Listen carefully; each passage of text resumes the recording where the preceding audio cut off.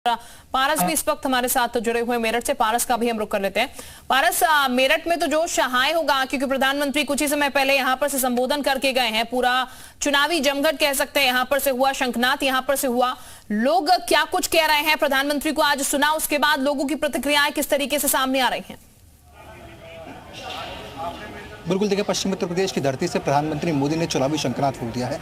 ऐसे में west UP का रण कौन जीते, आप बताएं किस तरीके से देखते हैं? सचिन सरोज मेरठ से। देखिए इसमें कुछ बताने वाली बात ही नहीं है। 400 पार का नारा प्रधानमंत्री जी ने जो दिया है वो बिल्कुल सत्य है। विपक्ष बिल्कुल धराशायी है, कुछ बचा ही नहीं विपक्ष के पास। भ्रष्टाचार पे इतना बड़ा बयान जो है दिया है मोदी जी ने कि एनडीए गठबंधन जो है वो भ्रष्टाचार को बिल्कुल जमीन से जद्दोजहद करने के उसमें, और ये लोग भ्रष्टाचार करे जा रहे हैं। मशीनों में तक में जो है पैसे मिल रहे हैं, जो वॉशिंग मशीन है, कोई जगह नहीं छोड़ी जहाँ भ्रष्टाचार। आप देखिए केजरीवाल पे कितना बड़ा जो है, उनके सारे मंत्री जेल में है। बताइए, हर जगह देश भर के हर कोने में एक तरीके की एक जहर जो खून के अंदर घुल चुका है भ्रष्टाचार का, और इस पे जो है मोदी जी और योगी जी जो काम कर रहे हैं वो मैं कह रहा हूँ इससे बड़ा सौभाग्य हमारे मेरठ के लिए नहीं हो सकता। उसके साथ साथ देखिए मेरठ से 2014 में देश के प्रधानमंत्री जी ने जो रैली की शुरुआत करी वो मेरठ की धरती से करी, क्रांति धरती की धरती से 2019 में करी, 2024 में भी करी। आप देखिए ट्रिपल तीसरी बार भी सरकार जो है। क्या लगता है कौन जीतेगा वेस्ट यूपी का रण? देखिए वेस्ट यूपी का रण तय हो गया है। आज की रैली महारैली है। आज शंखनाद हो गया 31 तारीख में, और हमें लगता है अब की बार 400 पार, वो इतना पार जाएगा कि हो सकता है कि 450 पहुंच जाए हम। आप बताएं, आप अलग अलग तरीके से आए हैं, पटका आपने पहन रखा है, चुनावी शंखनाद इस पर लिखा हुआ है, क्या कुछ कहना चाहेंगे, किस तरीके से देखते हैं? देखिए ये निश्चित रूप से हमारे सबसे पहले तो ये बड़े गौरव की बात है कि आज हमारे उत्तर प्रदेश के जो मेरठ लोकसभा सीट में ये पहली हमारी ये रैली हुई है आदरणीय नरेंद्र मोदी जी की, और ये हमारा बड़ा सौभाग्य है कि अरुण गोविल जैसे जो हमारे लोकसभा के प्रत्याशी हैं वो भारतीय जनता पार्टी ने मेरठ से उतारे हैं। क्योंकि अरुण गोविल एक ऐसा चेहरा है, राम का चेहरा, जिन्होंने हमारे को हमारे वास्तविक राम की अनुभूति कराई। अरुण गोविल चाहे पूरे भारतवर्ष की किसी भी लोकसभा सीट से अगर खड़े होते तो वो निश्चित रूप से वो भारी मतों से जीतते। ये हमारे बड़े गौरव की बात है। और अगर आप ये देखें भारतवर्ष की पहली रैली, कि भारतवर्ष की राजनीति शुरू होती है उत्तर प्रदेश की पश्चिम उत्तर प्रदेश से, और ये 400 पार का नारा पूरा होगा। 400 पार तो 100% होगा जब राम मंदिर बन गया और रामचंद्र जी को ही हमारे मेरठ में टिकट मिल गया। ये तो बहुत गौरव की बात है। और मैं तो हर पार्टी में, हर हिंदू को यही कहना चाहूँगा, किसी भी कौम में हो, किसी भी पार्टी में हो, अगर राम को ये टिकट पे अपनी वोट नहीं दे पाए तो फिर हमारा हिंदू होना भी असंभव है, मतलब बेकार है। महिला सुरक्षा हो, भ्रष्टाचार, तमाम मुद्दों पर मोदी ने चर्चा की, किस तरीके से देखते हैं उनके भाषण? देखिए सबसे अच्छा तो हमें ये लगा कि कार्यकर्ता होने के नाते जो मोदी जी ने कहा कि मोदी मेरठ की क्रांति धरती पे आया है, और जाके घर घर जब वोट मांगने जाओ तो हर कार्यकर्ता को ये कहा कि आप जाके कहना कि मोदी आया था वोट मांगने आपके घर पे। तो इससे बड़ी कार्यकर्ता के लिए सम्मान की बात कुछ हो नहीं सकती। और मैं कह रहा हूँ हर चीज़ में, बिजली को देखो, बिजली में वो बोल गए कि मैं जो सोलर के जो लाइट का जो बिजली का बिल आता है वो बिजली का बिल आपका बिल्कुल फ्री होने वाला है। सोलर के जो घर घर जो है जिस तरीके के कनेक्शन सोलर के लगेंगे सिस्टम के, तो मैं कह रहा हूँ एक तरीके से इतना सब कुछ सोच रहे हैं देश के प्रधान गरीबों के लिए। उन्होंने कहा जो गरीब जनता है मैं उनके लिए भी सोच रहा हूं। जैसे पिछली बार जनधन खाते खोले, जिस तरीके से उनका इस बार लखपति बनाने की बात कर रहे हैं मोदी, जो कुछ ना कुछ बड़ा विषय 2024 के बाद होने वाला है। यूपी की 80 सीटों का संकल्प मोदी का, किस तरीके से देखते हैं?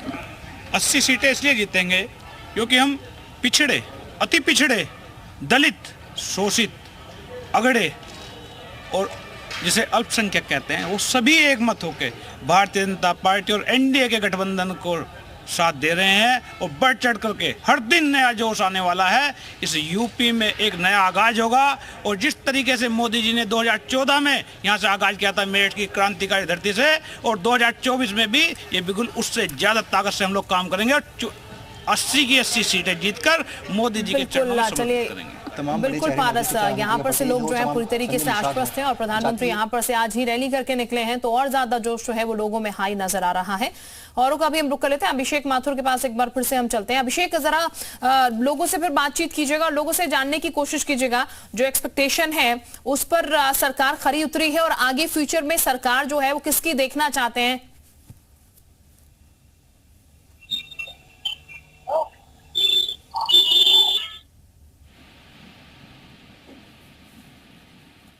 चलिए अभिषेक, मैं वापस आपके पास लौटूंगी, आपकी आवाज हम तक नहीं पहुंच पा रही है। मुजफ्फरनगर का भी जरा हम रुक कर लेते हैं। अंकित मित्तल भी हमारे साथ लगातार बने हैं, अंकित का भी रुक करते हैं। अंकित, क्योंकि लगातार जनता की राय हम जान रहे हैं और जनता जो है, जनता से बेहतर कोई बता नहीं सकता कि स्थितियां क्या है, किस तरीके से जनता लोकसभा चुनाव में आगे के लिए काम करेगी, यानी कि किसको जिताएगी उनके हाथ में ही है। जनता से एक बार जानने की फिर कोशिश करिएगा कि यहाँ पर लोगों की क्या विचारधारा है, लोग किस तरीके से चीजों को देख रहे हैं। जी बिल्कुल, जब से मोदी ने आज रैली की है, विजय संक्रांत क्या है, कहीं ना कहीं लोगों का जो मूड है, जो बीजेपी से हट रहा था, वो एक बार फिर बीजेपी के प्रति रुख नरम हो गया है। मेरे साथ कुछ और लोग हैं, उन्हीं से जानते हैं कि इस बार चुनाव में जिस तरीके से आज मोदी आए थे, विजय संक्रांत, क्या लोगों का क्या मूड लग रहा है इस बार? किस देखो जी, जनपद मुजफ्फरनगर में मीडिया ग्रुप का मैं सम्मान करता हूँ, हार्दिक अभिनंदन करता हूँ। मैं चाहता हूँ कि मोदी जी 10 साल से हम परिवर्तन लाना चाहते हैं। मोदी जी 10 साल में प्रचार के लिए बने हैं, किसी का अब तक उन्होंने विकास कार्य नहीं किया, धर्म की राजनीति की है अब तक उन्होंने। क्या लगता है जिस तरह आज मोदी जी ने विजय संक्रांत किया है, इस बात क्या है? देखिए, अगर मोदी जी की बात करें तो मोदी जी एक बहुत अच्छे प्रधानमंत्री देश के लिए साबित हुए हैं और देश की जनता ये चाहती है कि मोदी जी फिर से तीसरी बार देश के प्रधानमंत्री बने। क्या लगता है जिस तरह आप बाजार में घूम घूम के अपना सामान बेचते हैं, इस बार क्या लग रहा है चुनाव में क्या होने जा रहा है? वही अंदर वाली काम की है। वोट करने जा रहे हैं किस तरह वोट करने जा रहे हैं आप लोग? गरीब आदमी के लिए काम सही करे। जिस तरह से लोगों का जो रुख है वो मोदी की तरफ ज्यादा है और अन्य पार्टी की तरफ थोड़ा नाराज दिखाई दे रहे हैं, इससे आप तौर पर पता लगता है कि इस बार फिर से मोदी की हैट्रिक लग सकती है। बिल्कुल, हापुड़ भी चलते हैं। अभिषेक का एक बार फिर से हम जरा रुक करते हैं। अभिषेक का बातचीत कीजिएगा, पहले आपकी आवाज नहीं आ पाती, उम्मीद है बेहतर आवाज आ पाएगी। बिल्कुल, देखिए मैं यहाँ महिलाएं हैं जिनसे हम बात करने की कोशिश करेंगे। ये बताइए इस बार क्या मुद्दे रहने वाले हैं, किन मुद्दों को लेकर के आप चुनाव में जो है वोट करेंगे इस बार? बच्चों की इस समय फीस बहुत ज्यादा है प्राइवेट स्कूलों में, वो कम की जाए।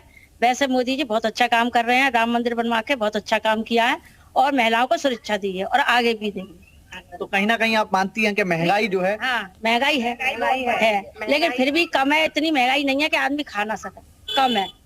देखिए, इतनी महंगाई होने के बाद भी महिलाओं का साफ तौर पर कहना है कि महंगाई कम है, लेकिन जो बच्चों की स्कूल की फीस है वो काफी कम होनी चाहिए। और भी महिलाएं जिनसे हम बात करेंगे। ये बताइए इस बार क्या आप लोगों के मुद्दे रहने वाले हैं चुनाव में? यही कि प्राइवेट स्कूल है, आज अपने मनमाफिक फीस वसूल रहे हैं बच्चों से, और सिलेंडर भी काफी बढ़ा हुआ है रेट में, और भी सुरक्षा के हिसाब से भी और ज्यादा सुरक्षा चाहिए लेडीजों को। अच्छा, किस तरह की आप सुरक्षा की बात करते हैं? यही आते जाते बच्चियां हैं छोटी छोटी, ये बताइए पहले से सुरक्षा महिलाओं की बढ़ी है? काफी अच्छा हुआ है पहले से तो, और भी आगे उम्मीद है हमें मोदी जी से। बिल्कुल, आप बताइए इस बार जो चुनाव होने जा रहे हैं, किन मुद्दों को लेकर के आप जो है सरकार को चुनेंगे? ये महंगाई बहुत बढ़ रही है, व्यापारी लोग व्यापार ठप पड़े हैं, उनको थोड़ा सही करा जाए, बहुत महंगाई पर काबू लाया जाए इसका, और स्कूलों की फीस, डॉक्टरों की फीस कम करी जाए, क्योंकि हर घर में बीमार होता है, पर आजकल डॉक्टर लोग जो है अपनी मनमानी कर रहे हैं। तो सरकार ने तो जो है 5 लाख रुपए का आयुष्मान योजना का नहीं हुआ है, आयुष्मान कार्ड नहीं बन गया, अभी आयुष्मान कार्ड बने ही नहीं है। हमने कहा आशा से, तो बोले अभी तो 2011 के चल रहे हैं। अब बताइए इस बीच में कोई बीमार पड़ता है तो क्या करे गरीब आदमी। बिल्कुल, देखिए और भी महिलाएं जिनसे हम बात करेंगे। ये बताइए इस बार के जो चुनाव रहने वाला है, क्या आपको उम्मीद है आने वाली सरकार से? किस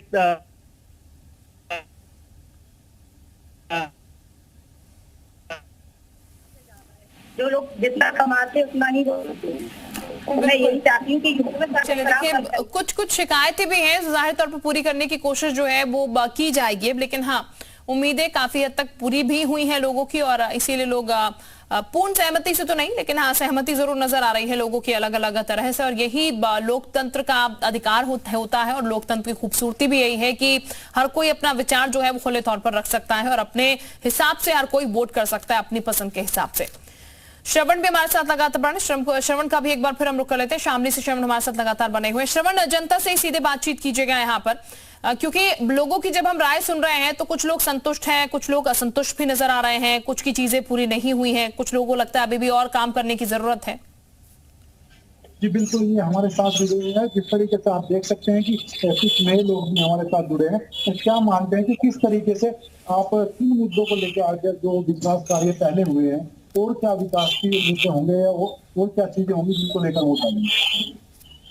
सबसे पहला तो हमारा जो मुद्दा है वो गन्ना पेमेंट है। गन्ना पेमेंट हमारा 500 पार होगा। दूसरी चीज, जो अभी हमारे यहाँ पे पुल बनने रह रहे हैं उन पुलों का निर्माण कार्य कराएंगे। पूरे पश्चिम में जहाँ अब तक किसी ने कुछ ज्यादा कार्य नहीं कराया था, जो भी जनता के मुद्दे हैं उन सबको हम विशेष रूप से सरकार में रहते हैं उनके मुद्दों की। आप क्या मानते हैं कि किस तरीके से आप चुनाव में वोट डालने के लिए जाएंगे? आपके क्या मुद्दे होंगे?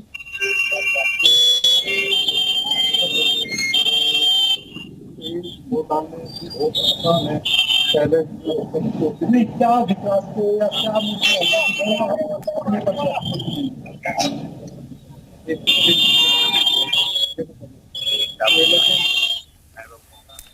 चले पारस का एक बार फिर से हम जरा रुक कर लेते हैं। आपकी आवाज बेहतर नहीं पहुंच रही शबनम हम तक। पारस, जरा लोगों से एक बार फिर से बातचीत कीजिएगा। लोगों को जो हालांकि यहाँ पर काफी हाई नजर आ रहा है, जिस तरीके से लोग अभी अभी प्रधानमंत्री को लोगों ने सुना है, उसके बाद बिल्कुल देखिए, एक शख्स जो है वो यहाँ पर मोदी का क्रेज इस तरीके से है। चुनावी शंखनाद इन्होंने अपने लिखा हुआ है, पटका एक पहना हुआ है, शंख ये इस वक्त बजा रहे हैं। इसके अलावा एक सूर्य इन्होंने बनाया हुआ है जिसमें मोदी का जो है पोस्टर यहाँ पर लगवाया। देखिए शंख इस वक्त ये बजा रहे हैं, भगवा कपड़े इन्होंने इस वक्त यहाँ पहन रखे हैं। आप शंख बजा रहे हैं, क्या लग रहा है किसकी सरकार बनेगी? निश्चित रूप से भारतीय जनता पार्टी की पूर्ण बहुमत के साथ सरकार बनेगी और ये ऐसी होगी जो 1,450 के पार होगी। और ये अब जो नरेंद्र मोदी ने 2014 के अंदर आए, फिर 2019 के अंदर आए और ये हैट्रिक होने जा रही है कि मोदी जी की अब तो ये जो हमारा विकास चक्र है, ये विकास चक्र जो हमारा ये लगातार चल रहा है। मोदी जी जिस प्रकार सूर्य देवता सबको अपने समान रूप से अपना प्रकाश देते हैं, उसी प्रकार से हमारे जो नरेंद्र मोदी है 140 करोड़ जो हमारे भारतवासी है उनके बारे में, उनके आर्थिक विकास के बारे में, उनके सामाजिक विकास के बारे में, उनके मान सम्मान के बारे में, महिला के बारे में, अतिपूर्णों के बारे में, उनके बारे में वो सोचते हैं। मोदी का शंखनाद हो गया है, क्या लगता है कि सरकार बनेगी? इस बार तो दरअसल में हमारा जो गठबंधन हुआ है और राष्ट्रीय लोकदल और भारतीय जनता पार्टी, तो ये सारा कुछ ही मतलब वन साइड ही हो गया। और आदरणीय प्रधानमंत्री जी ने आज बोल दिया, हमारे चौधरी जयंत जी ने बोला है, और इस बार जो है वो 400 पार चलेगा नल, खिलेगा कमल। इस बार 400 पार, और 400 पार सांसद तो होंगे ही, गंदा भी 400 पार होगा। तो ये हमें बड़ी खुशी हुई। आज जितने भी हमारे कार्यकर्ता गांव से आए थे और किसान आए थे, वे बड़े गदगद होकर गए हैं। और वे घर घर, वही वाला बात है ना, घर घर मोदी, हर हर मोदी, है ना। जयंत चौधरी जिंदाबाद। का काम तो लोगों में किया है यार, शंखनाद चुकी हो चुका है, प्रधानमंत्री को लोगों ने सुना है, तो साफ नजर भी आ रहा है लोगों में उत्साह और लोगों में जोश भी। बहुत शुक्रिया आप सभी का, तमाम लोगों से बातचीत करने के लिए और ये जानकारी पहुंचाने के लिए कि माहौल कितना टाइट लोकसभा चुनाव को लेकर नजर आ रहा है। बहुत शुक्रिया। और इसी के साथ एक छोटे से ब्रेक के लिए आप